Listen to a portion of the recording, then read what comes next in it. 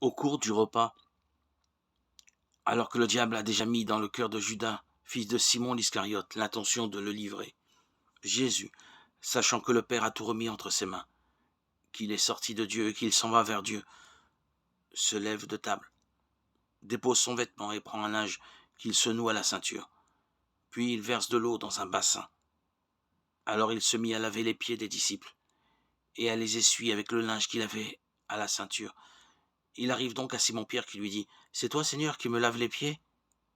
Jésus lui répondit « Ce que je veux faire, tu ne le sais pas maintenant, plus tard tu comprendras. » Pierre lui dit « Tu ne me laveras pas les pieds, non, jamais. » Jésus lui répondit « Si je ne te lave pas les pieds, tu n'auras pas de part avec moi. » Simon-Pierre lui dit alors « Seigneur, pas seulement les pieds, mais aussi les mains et la tête. » Jésus lui dit « Quand on vient de prendre un bain, on n'a pas besoin de se laver, sinon les pieds.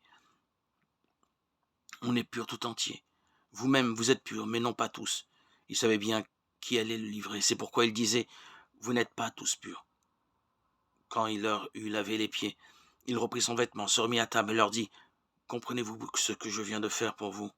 Vous m'appelez Maître et Seigneur, et vous avez raison, car vraiment je le suis. Si donc moi, le Seigneur, le Maître, je vous ai lavé les pieds,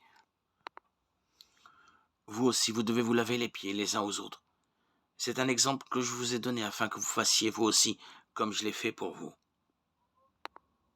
Évangile de Jésus-Christ selon saint Jean, chapitre 13, 1-15. Jésus sait que son Père a tout remis entre ses mains, que tout pouvoir lui appartient au ciel et sur la terre. Il choisit librement de s'abaisser jusqu'à me laver les pieds.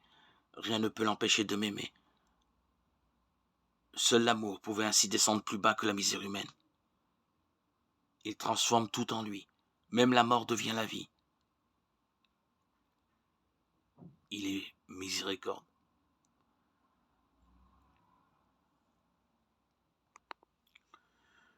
Que demeure en vous la foi, l'espérance et la charité. Mais la plus grande des trois, c'est la charité. Aujourd'hui, ce qui demeure, c'est la foi, l'espérance et la charité, mais la plus grande des trois, c'est la charité. 1 Corinthiens 13, 13.